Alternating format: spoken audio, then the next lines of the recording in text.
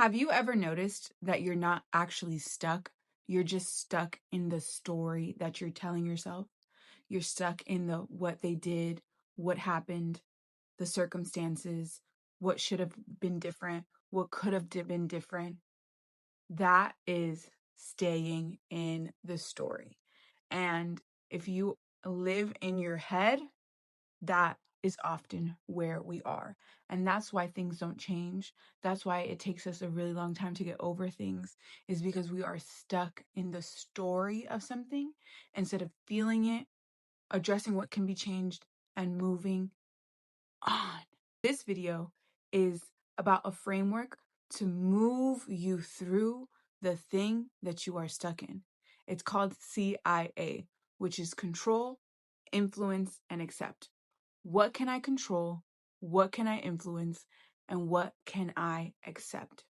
Now, if you want to know if you're stuck in your story, the clearest way to know you are in your story is if you spend more time talking about the circumstances over how you feel about the situation. Are you spending more time analyzing it, or are you really processing how you feel about it? I didn't even realize I was doing this until I went to Scotland. I am a certified, or was rather, a certified ruminator. And ruminating is just you replaying the story over and over and over again.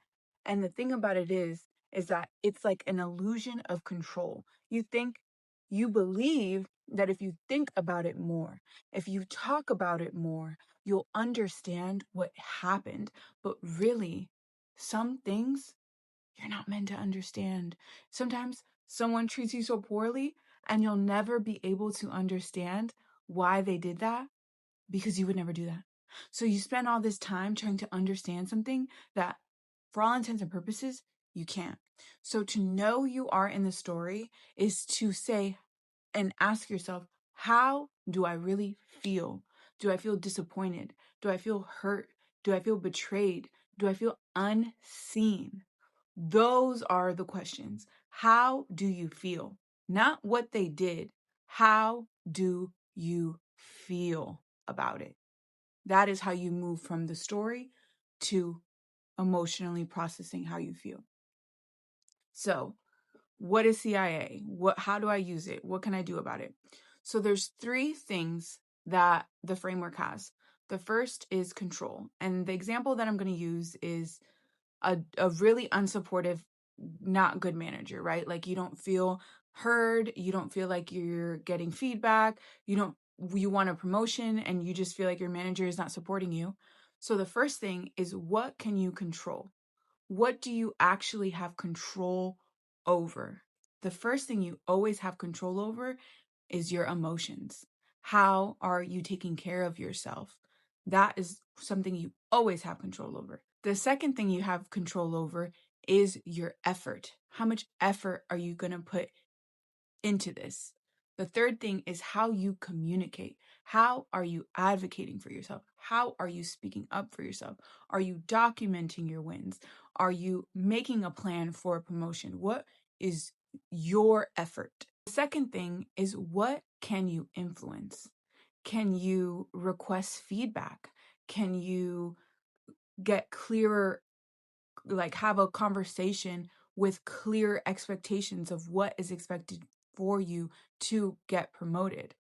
What can you influence is not necessarily the things that you have control over, but putting yourself in the position and planting the seeds of the things that you want. Suggesting something, maybe not necessarily suggesting a promotion, but suggesting other things in your life can plant the seed that you desire. And then the last step of the framework is arguably the hardest step, which is acceptance. When you've exhausted everything you can when it comes to what you can control and what you can influence, and nothing has changed, that is your sign that you just need to accept it for what it is. Maybe you just are not going to get promoted in this company. Maybe it's the company culture. Maybe it's the fiscal plan that they have that they can't afford to promote you. You have to accept it for what it is, and then from there start again. Okay, what can I control? I can now apply to new jobs. I can now fix my resume. You always have control and autonomy over your life. Always, always, always, even when it doesn't feel like it. And so instead of staying in the story of woe is me, this is not going well, oh my gosh, this is so unfair, you have things you can control. You have things you can influence, and you have things that you just need to accept. And what I find is when I am stuck in the story of the situation, I am not accepting it for what it is. I spent a whole summer staying in a story because I was not accepting the reality for what it was. What can you accept? What pill do you refuse to swallow? So you spend time and time and time talking about it at nauseum, trying to process it when really you just are so attached to it that you don't want to let it go and you don't want to accept it for what it is. And the sooner you can do that, the sooner it no longer has power over you. So, are you in your story? Are you talking about the thing more than you're talking about how you feel about it? Are you asking yourself, what can you control? Are you asking yourself what you can influence? Are you asking yourself, what can you accept about the situation? Those are the questions for you to get unstuck, because this is always about you. So when you go from the story to how you feel and use the framework, you get out of the story and home to yourself. You focus on what you actually have autonomy and agency over, and you spend less time fretting about what it is, what you want it to be, and how you wish things were different. The next time you find yourself spiraling about a person, about a relationship, about a job, this is your call to say, am I talking about the story more than how I'm talking about how I feel about it? And what can I control? What can I influence? And what can I accept about the situation? That's where peace lives. And that's where power returns. If you are a certified overthinker like I, then I hope that this video was helpful. It was a game changer for me because now I notice when I'm moving towards the story and I make a conscious effort to get out of it. And I think this framework is so helpful for anyone that is an overthinker.